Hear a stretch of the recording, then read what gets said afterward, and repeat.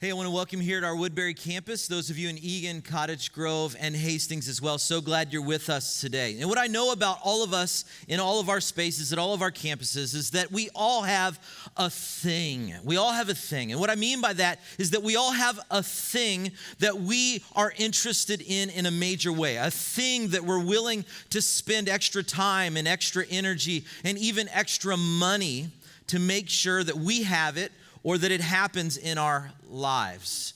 Most people have expensive tastes when it comes to things like cars or Starbucks drinks, expensive tastes when it comes to things like food, people that are foodies or trips that they go on. People have expensive tastes when it comes to hotels, that's their thing, or houses. Some people even have really expensive spouses, whatever. I mean, there's a lot of different ways that we find our thing that we're interested in. Now, I have a thing too, but mine aren't any of the things that I just listed. Me, on the other hand, I have caviar and champagne taste for something entirely different. The thing that I get obsessed about and spend a lot of money on, and you're going to think this is a little weird, is this right here, Bibles. I know that surprises you as a pastor that I like Bibles. I like big Bibles and I cannot lie, right? It's the second Sir Mix-a-Lot joke in 2 weeks. Now, I like expensive Bibles. In fact, this Bible right here is a very expensive Bible. It has calfskin leather. Come here and feel this leather. Come here real quick. Feel the leather and tell me what's that feel like? Buttery smooth, supple. Supple is the term I use, okay? Now, this Bible in particular, if I were to sell this Bible, I could sell it for like $300. Right? I mean, it's a very expensive Bible. I have three of these. Yeah, I actually just sold a Bible not too long ago. I bought for $300. There are only 50 of them in the whole world that were ever made. I bought it for $300 and I sold it for $550, right? Bibles are my thing. I'm a weirdo when it comes to Bibles. I'm constantly searching for this type of thing, Bibles that have amazing structure and covers. But what I know, and what you probably guess, is that the most important thing about a Bible is not the buttery smooth cover on the outside, but rather what is on the inside of it. And I don't know if you know this, but some of the more expensive Bibles that are made, that they have a unique feature to them. They have the words of Jesus in red. Have you ever seen one of these Bibles before, the red letter Bible? Anybody have any of these? Yeah, a lot of you have these red letter Bibles. And I don't know if you know this, but there's a lot of theories around how that came to be, why they put the words of Jesus in red. Some people speculate that they did this because it sort of represents the color of Jesus' blood while he was dying on the cross, which I think is a terrible theory. That's not good. That's not a good one. Other people think maybe it's because he's a central figure in the Bible, so they want to raise and elevate the color of what he said as we read through the scriptures. Other people are very pragmatic in their thinking, saying that it's just easier to find. It's just easier to find, so let's change the color. But regardless of whatever the reasoning is, or whatever the theory is, or whatever the ultimate outcome of this is, what we know is that they are a different color because Jesus' words have weight to them. We didn't change Solomon's word color. We didn't change Moses' word color. We changed Jesus' word color. And as followers of Jesus, we want them to stand out for us because we want to see what he has to say on the issues that matter most in our lives. And so we've made the words of Jesus red so that they stand out. Which is why we're doing this series called Red Letters, because one thing you know, if you've ever read anything that Jesus says, is that his words stand out. They do stand out. They stand out a lot, in fact, so that adding ink that's red just sort of highlights how strange and how odd and how weird his teachings were in the days when he was on the earth, and they are still today.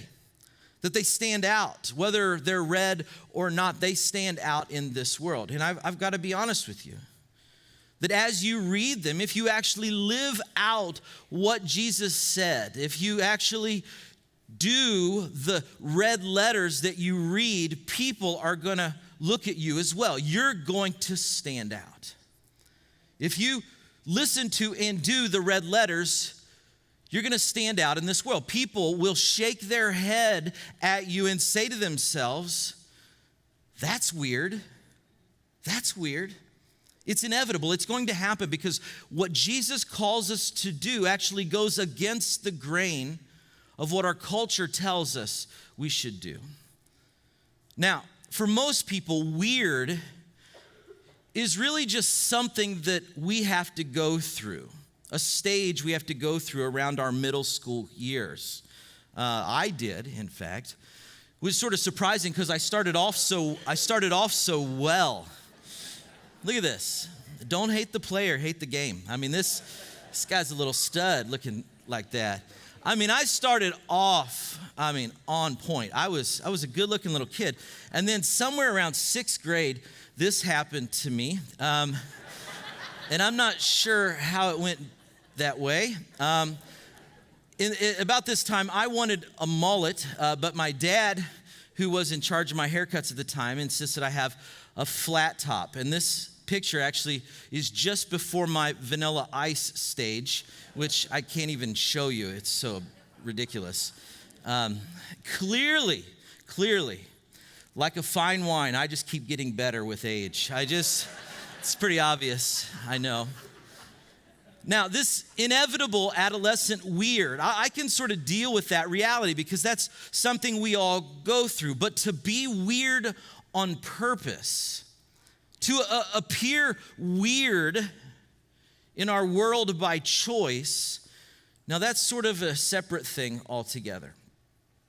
And that's what we want to contemplate today, because the truth is, if you're going to do more in your life than just admire Jesus or just like Jesus, like you would like something on social media, if you are actually going to follow Jesus in this world, you're going to look a little weird, because it's going to cause you to do things that nobody else around you is doing. For example, if you really follow Jesus, if you really lean into his red letters, you're going to go out of your way to love people that no one else loves. People who, quite honestly, you want nothing from them. In fact, they've got nothing to give you in return. In fact, they may even be very difficult to love, and you're going to do it anyway because Jesus said to love your neighbor, and that's going to be really weird. You're going to forgive people that have hurt you deeply. Instead of hating your enemies and plotting how to get back at them, you're going to forgive them. And you're going to seek to do some good for them. And to the people around you, they're going to say, that's weird. Why would you do that? Why would you do that? If you really lean into the red letters of Jesus, you're going to even say no to sex outside of a marriage commitment. Instead of cashing in on your friends with benefits situation, you'll wait until you say, I do, so that God is honored and so you can receive his blessing for your life. And in our context, in our culture, that's totally weird. Stranger still, if you follow what Jesus says, you'll give lots of your hard-earned money away. You're going to invest in people that you may not even know. Instead of hoarding your money or buying something for yourself, you end up donating it to people that you will never ever meet who live on the other side of the world. You give your money so that they can have access to clean drinking water or access to hearing about Jesus. And the world around you, when you do these Jesus-like things, will say of you, that's weird. I mean, let me just state the obvious here. That's all just weird. That's weird in our world. And if you live in that way, if you live out the red letters of Jesus and listen to and do what he says, you will inevitably stand out. Pastor James, you're not doing a very good job of convincing me to follow Jesus here. I'm not sure I'm up for this kind of weird life. and you may not be, but let me just say this, and this is the truth statement that's going to guide our topic today. And if you're taking notes, I would encourage you just to write this down and take this with you. This is our big idea for today. That to experience life like few people ever experience it, you have to live life like few people ever live it. To experience life like few people ever experience it, you have to live your life in such a way that few people will ever live it. So the question then becomes, is the kind of life Jesus calls us to live worth the cost? And so today I want to show you that the weird that he is calling us to is ultimately worth it. And to do that, I've got to show you a sermon. So if you would, grab a Bible and go with me to Matthew chapter 5. Matthew chapter 5. Now, what we have at the beginning of Matthew chapter 5 is what is called the Sermon on the Mount, the Sermon on the Mount. And it's the basis for this whole red letter series. In fact, this sermon, most scholars believe, is the compilation of the teachings of Jesus that he gave to his disciples over the period of time he was here on the earth. It was sort of the culmination of his stump speeches that he was giving as he would travel from city to city, that they compiled it into one sermon. But it gives us a picture of the kind of life that he's calling us to live. And it starts in Matthew chapter 5, verse 1, sets up the scene. Verse 1 says this: "One day, as he, Jesus, saw the crowds gathering, Jesus went up on the mountainside and sat down." Now, FYI here, if a teacher or if a rabbi in the days of Jesus sat down, it was a symbolic gesture. It was sort of a symbolic move. And what it meant is that what that teacher, what that rabbi was about to say was really, really, really, really important. If he sat down, you knew that what was going to come out of his mouth was significant. Unlike our very own Pastor Phil, who sits down on a stool and teaches because he's tired. It's very different. Very different. He's not here this weekend. Or else I would not be here next weekend, right? Yes, so he sat down and his disciples gathered around him, and he, Jesus, began to teach them. And this is how he starts his sermon. He starts his sermon with two words: God blesses. God blesses. Now, I want to stop here just for a second, because the first few verses in this sermon are labeled the Beatitudes. And maybe you've heard about the Beatitudes. What are the Beatitudes? The Beatitudes are named that because they are the Latin word. Beatitudes is the Latin word for the word blessing. And this word blessing is going to come up time and time again in the introduction to Jesus's sermon here, because he's opening his sermon in a very specific way. He wants to reveal the blessings. He wants to reveal the benefits for following him. That God actually rewards those who try to live out Jesus's red letters. Jesus wants to know that there is a benefit to following him. And so in order to figure out what this benefit actually is, to figure out what Jesus is talking about here, we've got to understand what this word that is repeated 9 times in the next 9 verses, what it actually means.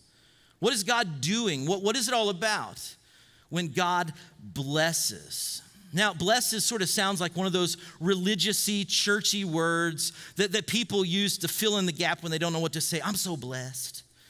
I'm just blessed. Blessed to be a blessing. Hashtag blessed, right? It's like, what does that even mean? I don't even know what you're talking about there. But Jesus actually was using it very specifically, because in the original languages of the New Testament, which is Greek, the word that he is using, this word that's used 9 times, is the word makarios. Makarios, it means blessed. And it's a very, very, very important word in the Bible times. In fact, anybody who would have heard this introduction to this sermon, and Jesus used this word makarios over and over again, anybody who would have heard that would have known the exact point he was trying to make in the introduction to this sermon, because in the ancient Near Eastern world, the Greek island of Cyprus was called, it had a sort of an alias, it had another name called the Makarios Island, or the Blessed Isle. It was known as the Makarios Island because those who lived on that island, on the island of Cyprus, never actually had to leave the island of Cyprus. They never had to leave the shores of the island in order to get anything they needed, because everything they needed to be content was right there in that place. They had everything, natural resources, minerals, fruits, flowers, beauty beyond imagination, beauty beyond belief. I mean, this was a great place to be because the island was self-contained and it was self-sufficient, so that no one who lived there ever had to want for or long for or search for anything anywhere else. And so Jesus chooses this word makarios to describe those who try to follow his red letters very closely. He uses this word makarios to give an image, to evoke a picture in people's mind of what it means to follow his teachings very deliberately in their life. He wanted to use this word because he wanted to know what you would get in return for doing this.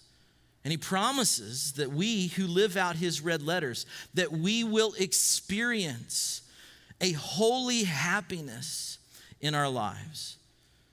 That by living out his teachings, we will experience this sacred delight, this sort of out of this world kind of gladness. That what we need in our life will ultimately be found in him. Makarios. Makarios.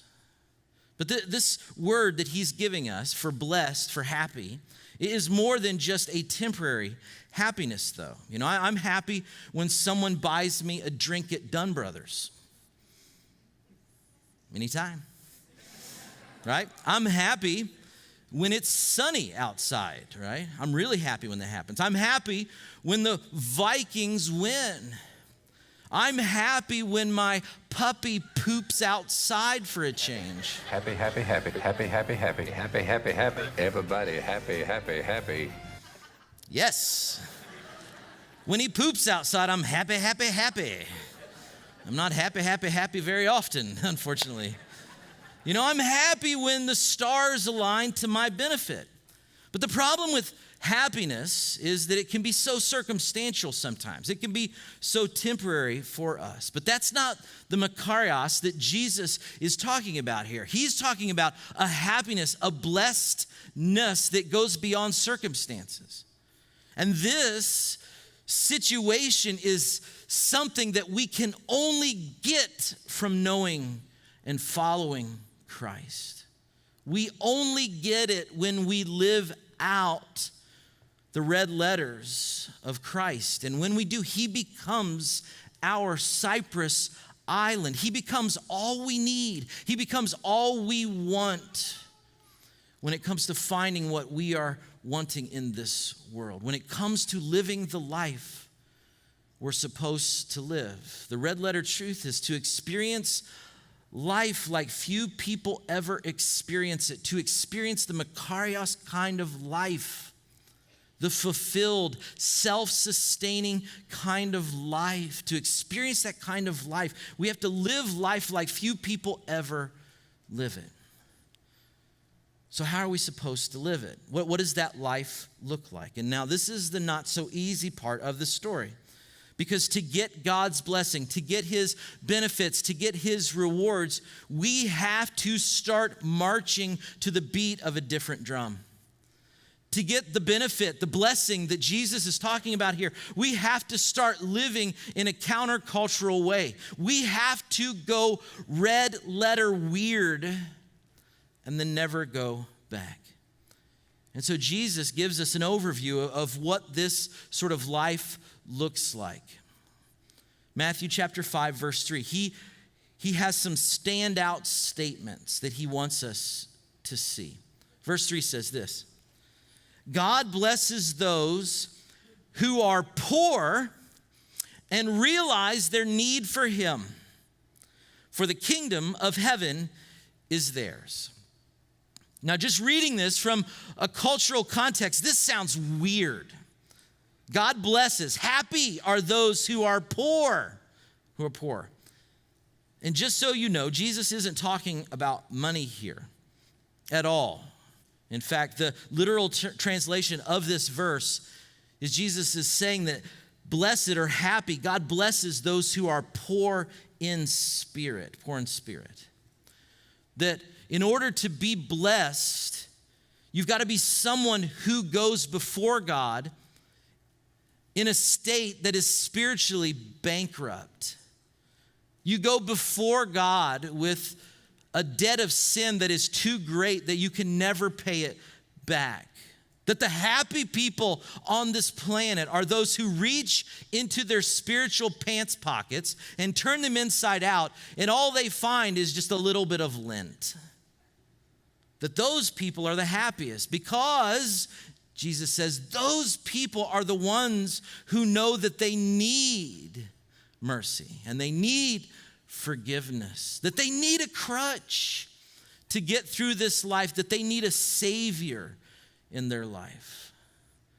Friends, you'll never be happy, never ever be happy until you begin to recognize that you are spiritually busted, broke. And more than anything else, you need God in your life. Jesus says that's the type of person who's really blessed, who's really happy. But he doesn't stop there. In verse 4, he says, God blesses those who mourn, for they will be comforted. What does that mean? God blesses those who mourn, who cry. What is that all about? Well, Jesus says God blesses those individuals who are able to catch a glimpse and contemplate how sinful they really are. That God blesses those who come before him with sort of this soft, remorseful heart and say, okay, God, here's who I am. I'm broken, I'm sinful, and I'm in desperate need of you. And Jesus says that those individuals that come to God with a mournful spirit about what they've done don't find rejection from God. By opening yourself to God, you don't find him swatting you away, but rather bringing you in and embracing you. That this mourning results in your ultimate comfort from God. He goes on to say in verse 5, he says, God blesses those who are humble, for they will inherit the whole earth, which is probably the most counterintuitive statement in our culture. Because the humble do not win the game in our context. The humble do not win. Those that are strong and fast and better and smarter, those are the ones who inherit the earth. It sounds so weird. But Jesus says it's the humble. And this word humble is actually a very interesting word that he picked to use here. In other translations, it's translated meek. And we don't like the term meek because it sounds like weak and leak. And we don't like either one of those things, right? Weak, meek. But that's not what this word meek, humble, is really all about. This meek doesn't equal weak or wimpy or to be Barney Fife-like. It actually refers to a person who surrenders control of their life to God. In fact, this word meek was used over and over again in the ancient Near Eastern context to describe a thoroughbred type of horse that was under bridle. That the power was there. The power was always there to take off and run, but it was under control of the rider. And this is the kind of person who says, you know what, God, I'm done trying to run my own life. I'm done trying to run this way and that way. I yield myself to you.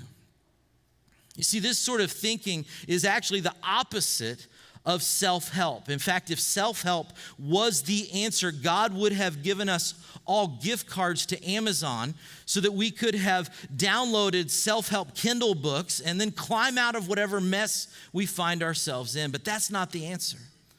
It's relinquishing control to the one who knows how to run our life better than we do.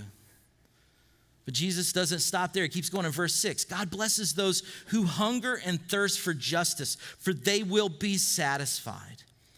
Jesus says the satisfied are not those who crave and accumulate lots of money and lots of power and lots of popularity and lots of success. No, Jesus says the satisfied, the filled up, are those who pursue justice, those who pursue rightness.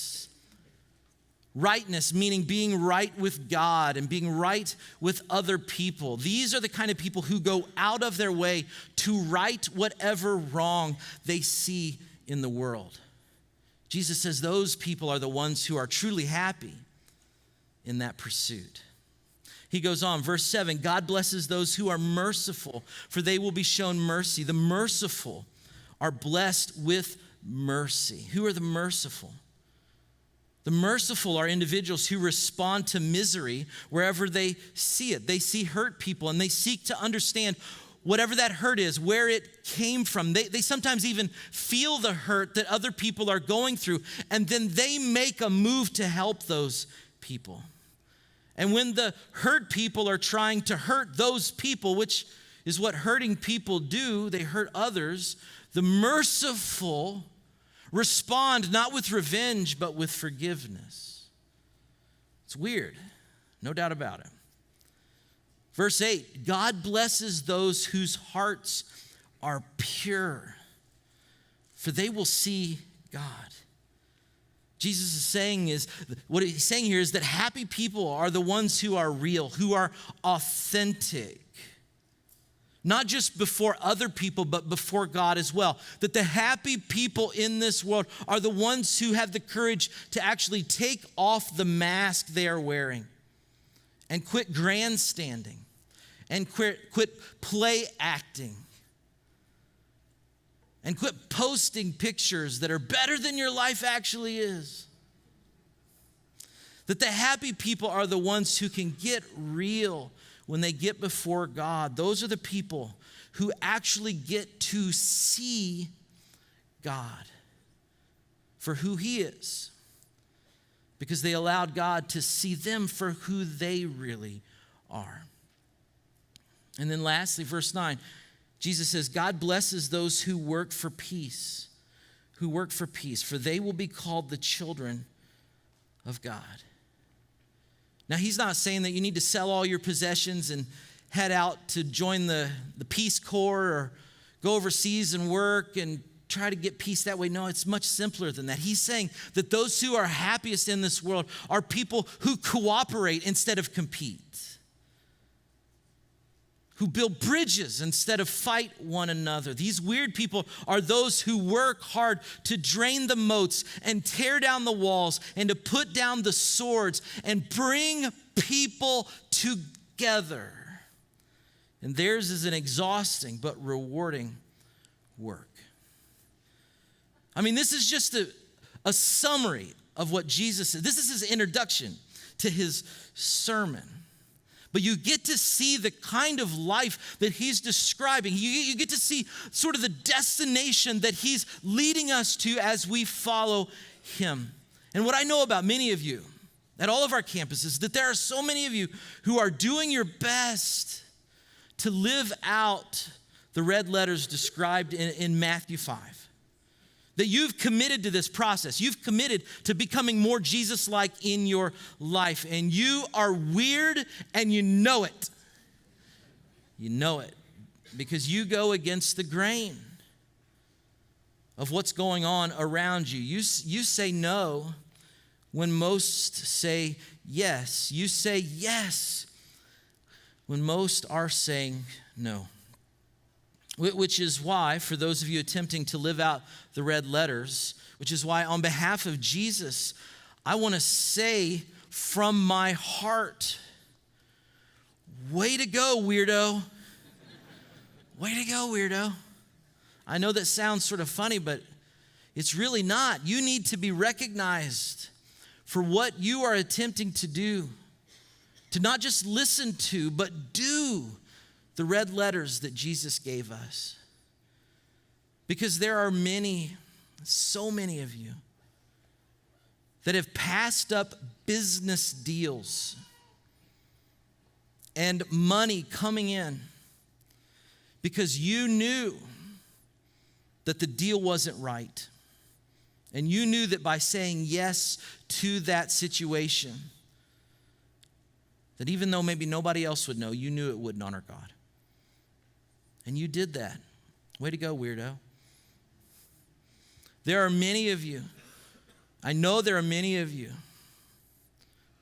Because we have like 1,000 people who sponsor kids through World Vision. There are many of you who give dozens and dozens and dozens and even hundreds of dollars every month to help people that you will never probably ever meet, but who are in desperate need of your assistance. You help them through your finances, and you go into your accountant every year and they're like, why are you doing this? You're so weird. But you know why you're doing this. You know why. So many of you preparing for marriage, high schoolers, preparing for the rest of your life, you have committed to a life of purity. That when other people and other individuals around you are saying yes to moving in, saying yes to having sex outside of marriage, when they're saying yes, you're saying no. Not because you're a prude, not because you don't want to go down this route, but because you know the reward. That by giving God your best, He honors that in your life. And the stories can go on and on. There are so many of you who are attempting to live out the teachings of Jesus in your life. And I want to say, way to go. Way to go. It's you, the weird ones, who get to experience this holy happiness, this sacred delight, this out of this world gladness that Jesus promises to give us when we do it right. You are the ones who are truly blessed, and I want to applaud you today. You need to be reminded how blessed you actually are for standing up for and standing out for the red letters of Jesus. Way to go, way to go. At the same time, though, there are many of you who are also holding back from following Jesus. You're holding back from fully following Him because you're afraid. You're afraid of what that might mean for your life. You're afraid of what that might mean for your family. You're afraid of what that might mean for your work and your hobbies and your interests. You're afraid. And so you're holding back because you're afraid of where it might lead you. You're afraid maybe of even standing out, looking different, looking weird to those around you. And so I want to say to you, don't be afraid. Don't be afraid. Don't hold back. Give it a go. To quote the esteemed philosopher and theologian, Dr. Seuss, why fit in when you were born to stand out? And I'm telling you, friends, you were born to stand out. Jesus came to this earth. He met who He met while He was here. He did what He did while He was here. He said what He said while He was here, so that you and I, we can have the courage to stand out. So that we can have the courage to step out of our comfort zone and to step into the life that God has designed us to live. Jesus left these red letters for us to make our lives better and to make us better at life. And so as I end today, I just want to give you a challenge. All of our campuses, same challenge. Number one, show up every weekend of this series. This red letter series, I believe, has the potential to change you. 8-week series. Think about this. 8 weeks from now, in August, how are you going to be any different than you are right now? Are you going to be any different? Are you going to be the same? Maybe you'll have gone on a few trips. Maybe you'll have been at the cabin. Maybe you've been on the boat. Maybe you've been to some barbecues. But are you going to be any different? In 8 weeks, is anything going to be any different about you? And so I want to encourage you, if you are in town, get here to this place. Show up on the weekend and see what Jesus has to say about some of the most important things in your life. In fact, next week is going to be awesome. Phil's preaching next week, and he's going to be talking about the Old Testament. He's going to be talking about all the stuff that you got questions about. Why is there so much killing in the Old Testament? Why are they allowed to marry so many people? What is all this about? Like, how does it all fit together? What Jesus said in the Old Testament, what's the point of it all? If you ever had that question, come back. Bring somebody that has questions about that, because what Jesus said about that issue makes a big deal for how you live your daily life, and you don't want to miss that. So show up on the weekend. Secondly, if you can't show up on the weekend, I want to encourage you to subscribe to our YouTube channel so that you can catch the messages, so that you don't miss a single one, because these are going to be so good. Just go to our YouTube channel, subscribe, and then allow the notifications to let you know when there's a new one. If you've got to go to the cabin, if you've got to go to a reunion, whatever, I don't want you to miss a single week of this. And then thirdly, if you don't know where all this is going, you don't know what to do with any of this, I would say make sure next week after our second service at all of our campuses, come to Crossroads 101. Because that's a great place to find out what this collection of weirdos is really all about, and how you can begin that process of following Jesus in your daily life. Because there is a weird thing that he wants you to do. And if you don't know what it is, you need to find out what it is. And it's going to be a hard journey for you, because it's quite honestly more comfortable to follow the crowd. But weird, following Jesus, that's actually where true life is found. That's where the blessing is. That's where the happiness is. That's where the satisfaction that you are craving can be found. But you have to be willing to step out and stand out in order to see that blessing for yourself. Because to experience life like few people ever experience it, we have to be willing to live life like few people ever live it. And so, friends, that's what this series is all about. Living the life God has designed you to live. So make sure you come back next week so that we can together figure out what that life looks like. Let's pray together. God, we pause right now, just so grateful for who you are. And God, that you love us right as we are, but you love us enough not to leave us like we are, but that you change us, that you create an environment of acceptance with an eye to transformation. And God, we are excited to open these red letters this summer and see the type of life that Jesus is calling us to live. That 8 weeks from now, we wouldn't be the same old person that we are, but that we would be different. That we would be living at another level.